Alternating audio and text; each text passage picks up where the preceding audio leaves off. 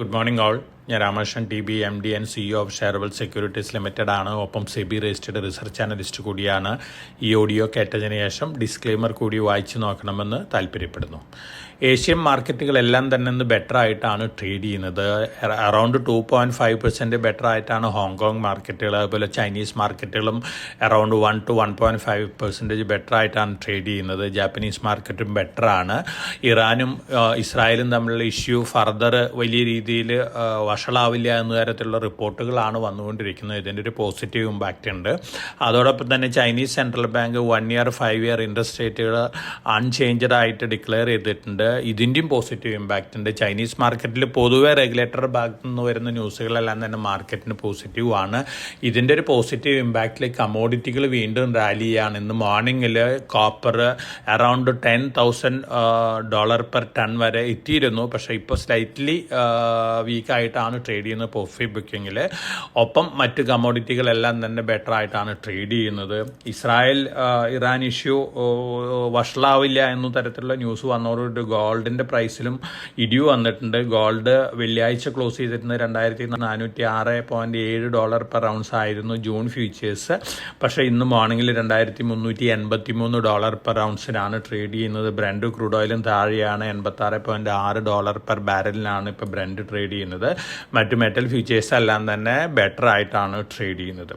ഇനി അമേരിക്കയിൽ നിന്ന് വരുന്ന ന്യൂസുകൾ, ഇന്നത്തെ ന്യൂസുകളെല്ലാം തന്നെ സ്ലൈറ്റ്ലി മാർക്കറ്റിന് പോസിറ്റീവ് ആണ്. ബ്ലൂംബർഗിൻ്റെ ഒരു opinion poll among fund managers കാണിക്കുന്നത് മാഗ്നിഫിസൻറ്റ് 7 കമ്പനികൾ, ടെക് കമ്പനികളുടെ റിസൾട്ട് അനൗൺസ്മെൻറ്റിന് ശേഷം മാർക്കറ്റ് റിക്കവർ ചെയ്തേക്കാം എന്ന തരത്തിലുള്ള ഒരു സ്റ്റേറ്റ്മെൻ്റ് ആണ്. ഇതിൻ്റെ ഒരു പോസിറ്റീവ് ഇമ്പാക്റ്റും അമേരിക്കൻ സ്റ്റോക്ക് ഫ്യൂച്ചേഴ്സിലും ഇൻഡെക്സ് ഫ്യൂച്ചേഴ്സിലൊക്കെ കാണുന്നുണ്ട്. അപ്പോൾ ഈ ഈ ന്യൂസുകൾ ഇന്ന് മോർണിംഗിൽ വന്നിട്ടുള്ള സ്ലൈറ്റ്ലി പോസിറ്റീവ് ആണ് മാർക്കറ്റിന്. അതുകൊണ്ട് തന്നെ ഇന്ത്യൻ മാർക്കറ്റ് ബെറ്റർ ആയിട്ട് ഓപ്പൺ ചെയ്യാനാണ് ചാൻസസ് കൂടുതൽ. തീർച്ചയായിട്ടും നമ്മളെ സംബന്ധിച്ച് ഇലക്ഷൻ റിലേറ്റഡ് ന്യൂസ് ഫ്ലോസും അതുപോലെ തന്നെ Q4 result related news flows ആണ് മാർക്കറ്റിൽ വൊളാറ്റിലിറ്റി ഉണ്ടാക്കാൻ പോകുന്നത്. ഒപ്പം ഗ്ലോബൽ വൊളാറ്റിലിറ്റി വലിയ രീതിയിൽ വരികയാണെങ്കിൽ അതിൻ്റെ ഒരു ഇമ്പാക്റ്റും ഇന്ത്യൻ മാർക്കറ്റിൽ നമുക്ക് എക്സ്പെക്റ്റ് ചെയ്യാം. എലോൺ മസ്ക് ഇന്ത്യ സന്ദർശിക്കുന്നത് മാറ്റിവെച്ചിരിക്കുകയാണ്. ഇതിന് വേറെ വ്യാഖ്യാനങ്ങളൊന്നും നൽകേണ്ടതില്ല. കാരണം ഇപ്പോൾ അമേരിക്കയിൽ നിന്ന് വരുന്ന റിപ്പോർട്ടുകൾ മസ്കിൻ്റെ ടെസ്ലയൊക്കെ ധാരാളം പ്രോബ്ലംസ് ഫേസ് ചെയ്യുകയാണ്. അവരുടെ ഫുള്ളി ഓട്ടോണമസ് വെഹിക്കിളൊക്കെ ഫെയിലായിരിക്കുകയാണ്. ഒപ്പം ടെസ്ലയുടെ വെഹിക്കിൾസൊക്കെ കെട്ടിക്കെടുക്കുകയാണ്. സെയിൽസ് വളരെ കുറവാണ്. അതുകൊണ്ട് തന്നെ Tesla $2,000 per vehicle across categories price reduction നടത്തിയിട്ടുണ്ട്. ചൈനയിലെ സെയിൽസ് മോശമാണ്. ഇതൊക്കെ നമ്മുടെ അവിടെ EV രംഗത്തുള്ള കമ്പനികൾക്കൊരു ഇൻഡിക്കേഷനാണ്. കാരണം ഹൈ പ്രൈസ് ആകുമ്പോൾ കസ്റ്റമേഴ്സ് വാങ്ങാനായിട്ട് മടിക്കുകയാണ്. മറിച്ച് കസ്റ്റമേഴ്സ് എല്ലാം തന്നെ ഹൈബ്രിഡ് വെഹിക്കിളിലേക്ക് മാറിക്കൊണ്ടിരിക്കുക എന്നുള്ള റിപ്പോർട്ടുകളാണ്. തീർച്ചയായിട്ടും EV വെഹിക്കിൾ മാനുഫാക്ചറിങ് രംഗത്ത് വലിയ രീതിയിൽ ഹയർ പ്രൈസ് ആയിട്ടുള്ള വെഹിക്കിൾസ് വിറ്റുപോകാനായിട്ട് വളരെ ബുദ്ധിമുട്ടായിരിക്കുന്നു എന്നുള്ളൊരു ഇൻഡിക്കേഷനാണ് ടെസ്ലയുടെ അമേരിക്കൻ സ്റ്റോറി നൽകുന്നത്. ഇത് തന്നെയാണ് യൂറോപ്പിലും നടക്കുന്നത്. യൂറോപ്പിൽ ഇപ്പോൾ എല്ലാവരും പ്രെഫർ ചെയ്യുന്ന ഹൈബ്രിഡ് വെഹിക്കിളാണ്. അപ്പോൾ തീർച്ചയായിട്ടും ഇത് നമ്മുടെ കമ്പനികളെ സംബന്ധിച്ചൊരു കോസ് ഫോർ കൺസേൺ ആണ്. പക്ഷേ ടെസ്ലയുടെ വരവ്, ഇന്ത്യയിലേക്കുള്ള വരവ് ഹയർ പ്രൈസ് കാറ്റഗറി വെഹിക്കിൾസ് ആയിട്ടായിരിക്കില്ല.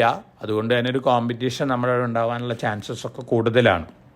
ഇനി മറ്റ് ന്യൂസ് ഫ്ലോസ് ഒക്കെ നോക്കുകയാണെങ്കിൽ പൊതുവെ സ്റ്റോക്ക് സ്പെസിഫിക് ആയിട്ടുള്ള ന്യൂസ് ഫ്ലോസ് Q4 റിസൾട്ടുകളോ മാനുവൽ റിസൾട്ടുകളൊക്കെയാണ്. HDFC ബാങ്ക് റിസൾട്ട് വന്നിരുന്നു. സ്ലൈറ്റ്ലി ബിലോ എക്സ്പെക്റ്റേഷൻ ആണ്. പക്ഷേ നെറ്റ് ഇൻട്രസ്റ്റ് ഇൻകം നോക്കുകയാണെങ്കിൽ ബെറ്റർ ദാൻ എക്സ്പെക്റ്റേഷൻ ആണ്. അതുകൊണ്ട് തന്നെ അതിനനുസരിച്ചൊരു വൊളാറ്റിലിറ്റി ഒക്കെ HDFC ബാങ്ക് സ്റ്റോക്കിൽ കാണാനുള്ള ചാൻസസ് ഉണ്ട്. ഒപ്പം ഗവൺമെൻറ്റിൻ്റെ ഭാഗത്തുനിന്ന് വന്നുകൊണ്ടിരിക്കുന്ന റിപ്പോർട്ടുകൾ ഇലക്ഷന് ശേഷം FDI റിഫോംസ് വീണ്ടും വലിയ രീതിയിൽ വിപുലീകരിക്കും. ഇൻഷുറൻസ്, ഡിഫൻസ്, സ്പേസ്, അതുപോലെ തന്നെ ബാങ്കിങ് സെക്ടറിലൊക്കെ എന്നുള്ള റിപ്പോർട്ടുകളുണ്ട്. അത് ഇലക്ഷന് ശേഷമേ നടക്കുകയുള്ളൂ. ഇലക്ഷൻ കഴിഞ്ഞതിന് ശേഷമാണ് അത്തരത്തിലുള്ള അനൗൺസ്മെൻറ്റുകളൊക്കെ നടത്താൻ പോകുന്നത്. Q4 റിസൾട്ട് നല്ല റിസൾട്ട് അനൗൺസ് ചെയ്യുന്ന മറ്റൊരു കമ്പനി IREDA ആണ്. അതുപോലെ തന്നെ HDFC AMC നല്ല റിസൾട്ടാണ് അനൗൺസ് ചെയ്തിരുന്നത്. അതുപോലെ തന്നെ മറ്റു പല കമ്പനികൾ Sterling and Mills, SW solar turn around റിസൾട്ടാണ് അനൗൺസ് ചെയ്തിരിക്കുന്നത്. അപ്പോൾ റിസൾട്ടുകൾ ഇതുവരെ വന്നിരിക്കുന്ന സോഫാർ റിസൾട്ട് അനൗൺസ് ചെയ്ത റിസൾട്ടുകളെല്ലാം തന്നെ ഒരു മിക്സഡ് ട്രെൻഡാണ് നമുക്ക് കാണിച്ച് തരുന്നത്. തീർച്ചയായിട്ടും അതിനനുസരിച്ചുള്ള ഒരു റിയാക്ഷനൊക്കെ നല്ല റിസൾട്ടുകൾ കാഴ്ചവെച്ച സ്റ്റോക്കുകളുണ്ടാവാനുള്ള ചാൻസസ് ഉണ്ട്. ഒപ്പം ഇന്ന് മേജറായിട്ടുള്ള പോസിറ്റീവ് ന്യൂസ് എന്ന് പറയുന്നത് സൊമാറ്റോ 25% അവരുടെ പ്ലാറ്റ്ഫോം ഫീ കൂട്ടാണ്. ₹1 പെർ ഡെലിവറി കൂട്ടാൻ പോവുകയാണ്. ഇതിന് പുറമെ ഡെലിവറി ചാർജസ് ഉണ്ട്. 23% മുതൽ 30% വരെ വരും ഡെലിവറി ചാർജസ്. ₹1 പ്ലാറ്റ്ഫോം ഫീസ് കൂട്ടിക്കഴിഞ്ഞ് കഴിഞ്ഞാൽ നല്ല രീതിയിലുള്ള പ്രോഫിറ്റബിലിറ്റിയാണ് കൂടാൻ പോകുന്നത്. കാരണം വലിയ ഡെലിവറിയാണ് ഒരു ദിവസം വരെ നടത്തിക്കൊണ്ടിരിക്കുന്നത്. 2.2 മില്യൺ ഓർഡേഴ്സ് ഡെലിവറിയാണ് ഒരു ദിവസം സൊമാറ്റോ നടത്തിക്കൊണ്ടിരിക്കുന്നത്. സൊമാറ്റോനെ സംബന്ധിച്ച് പോസിറ്റീവായിട്ടുള്ള ന്യൂസാണ്. ഹിന്ദുസ്ഥാൻ സിങ്ക് അവരുടെ ഡീമർജർ പ്രപ്പോസലിൽ ചേഞ്ച് വരുത്തിയിട്ടുണ്ട്. ആദ്യം 3 കമ്പനികളായിട്ട് സ്പ്ലിറ്റ് ആവുമെന്നാണ് പറഞ്ഞിരിക്കുന്നത്.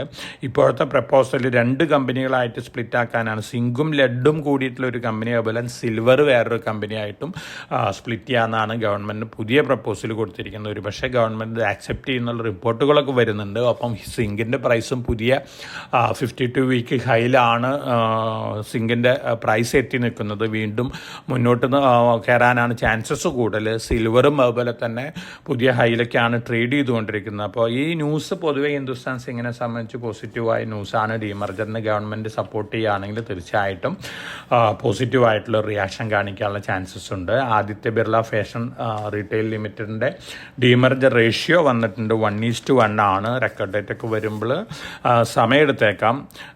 വലിയ രീതിയിലുള്ള ക്യാപിറ്റൽ അപ്രിസിയേഷൻ ഒന്നും പ്രതീക്ഷിക്കേണ്ട. പക്ഷേ 50% വരെ ക്യാപിറ്റൽ അപ്രിസിയേഷൻ ആഫ്റ്റർ ഡീമർജർ 2 കമ്പനികളിലും കൂടി കിട്ടാനുള്ള ചാൻസസ് കൂടുതലാണ്. ഇനി നമ്മൾ ഗോൾഡിൻ്റെ കാര്യം എടുക്കുന്നത് ചൈനയാണ് ഗോൾഡ് വലിയ രീതിയിൽ വാങ്ങിക്കൊണ്ടിരിക്കുന്നത് എന്നുള്ള റിപ്പോർട്ടുകളാണ് വന്നുകൊണ്ടിരിക്കുന്നത്. ചൈനയിലൊക്കെ ഗോൾഡിൻ്റെ പ്രീമിയം അറൗണ്ട് $90 പെർ ഔൺസ് ആണ് ഇൻ്റർനാഷണൽ പ്രൈസായിട്ട് കമ്പയർ ചെയ്യുമ്പോൾ. അതുപോലെ തന്നെ വിയറ്റ്നാമിലും വലിയ ഹൈ പ്രീമിയത്തിലാണ് ഗോൾഡ് ട്രേഡ് ചെയ്യുന്നത്. Vietnam central bank April 22 gold option ചെയ്യാൻ പോവുകയാണ്. 10 വർഷത്തിന് ശേഷമാണ് വീണ്ടും ഒരു സെൻട്രൽ ബാങ്ക് ഗോൾഡ് ഓപ്ഷൻ ചെയ്യുന്നത്. വളരെ കുറവ് ക്വാണ്ടിറ്റിയെ വരുന്നുള്ളൂ മാർക്കറ്റിൽ. 0.6910 വരുന്നുള്ളൂ. ഇപ്പോൾ വിയറ്റ്നാമിൽ നമ്മൾ ഗോൾഡിൻ്റെ പ്രൈസ് നോക്കുകയാണെങ്കിൽ പ്രീമിയത്തിലാണ് ഗോൾഡ് ട്രേഡ് ചെയ്യുന്നത്. $2,744 പെർ ഔൺസാണ് വിയറ്റ്നാമിൽ ഗോൾഡിൻ്റെ പ്രൈസ്. അറൗണ്ട് $400 പ്രീമിയത്തിലാണ് ട്രേഡ് ചെയ്യുന്നത്. അതുകൊണ്ട് തന്നെ വിയറ്റ്നാം സെൻട്രൽ ബാങ്കിൻ്റെ ഡിസിഷൻ ഈ ഹൈ പ്രൈസിൽ ഗോൾഡ് ഓപ്ഷൻ ചെയ്യാനാണ്. ഇത് കാര്യമായിട്ടുള്ള നെഗറ്റീവ് ഇമ്പാക്റ്റ് ഒന്നും മാർക്കറ്റിൽ ഉണ്ടാക്കാൻ പോകുന്നില്ല. വളരെ കുറച്ച് ക്വാണ്ടിറ്റി മാത്രമാണ് മാർക്കറ്റിലേക്ക് വരുന്നത്. 8 ഫോറിൻ പോർട്ട്ഫോളിയോ ഇൻവെസ്റ്റേഴ്സ് സെബിയിലെ സെറ്റിൽമെൻറ്റ് പേപ്പേഴ്സ് സൈൻ ചെയ്തിട്ടുണ്ട്. അഡാനി ഹിൻഡൻബർഗ് ആരോപിച്ച പോലെ ഈ FPS ഒന്നും ബെനിഫിഷ്യലി ഓണർഷിപ്പ് കാണിച്ചിരുന്നില്ല എന്നുള്ളൊരു കംപ്ലൈൻറ്റ് ഉണ്ടായിരുന്നു. സെബിയുടെ നോട്ടീസും പോയിരുന്നു. ഇനി സെബിയാണ് തീരുമാനം എടുക്കേണ്ടത്. അഡാനി ഗ്രീനിൽ $400 മില്യൺ മുതൽ $500 മില്യൺ വരെ 2 ഫണ്ടുകൾ ഇൻവെസ്റ്റ് ചെയ്യുന്നതാണ് പറയുന്നത്. അറൗണ്ട് 1.5% സ്റ്റേക്ക് അഡാനി ഡൈല്യൂട്ട് ചെയ്തേക്കാം. അഡാനി ഗ്രീനിൻ്റെ ഫർദർ എക്സ്പാൻഷൻ പ്ലാനുകൾക്ക് വേണ്ടിയാണ്. JSW എനർജി പോസിറ്റീവ് ന്യൂസ് ഉണ്ട്. അതുപോലെ തന്നെ ലോറസ് ലാബിനും പോസിറ്റീവ് ന്യൂസ് ഉണ്ട്. അവരുടെ ആന്ധ്രാപ്രദേശിലുള്ള API മാനുഫാക്ചറിങ് ഫെസിലിറ്റിക്ക് US FDA ഗ്രീൻ സിഗ്നൽ കൊടുത്തിട്ടുണ്ട്. 0 ഒബ്സർവേഷനാണ്. പോസിറ്റീവ് ആയിട്ടുള്ള ന്യൂസാണ് ലോറസ് ലാബിനെ സംബന്ധിച്ച് നോക്കുകയാണെങ്കിൽ. ഇനി ഈ ആഴ്ച നമുക്ക് ധാരാളം റിസൾട്ടുകൾ വരുന്നുണ്ട്. റിലയൻസ് ഉണ്ട്, മാരുതി ഉണ്ട്, അതുപോലെ തന്നെ ധാരാളം പ്രമുഖ കമ്പനികളുടെ റിസൾട്ട് ഉണ്ട്. തേജാസ് നെറ്റ്വർക്ക് ഉണ്ട്. ഇത്തരത്തിലുള്ള റിസൾട്ടുകളുണ്ട്. ഒപ്പം ഇൻ്റർനാഷണൽ ന്യൂസ് ഫ്ലോസ് ഉണ്ട്. ഇൻ്റർനാഷണലി നോക്കുകയാണെങ്കിൽ ധാരാളം ഡാറ്റകൾ ഈ ആഴ്ച വരാനുണ്ട്.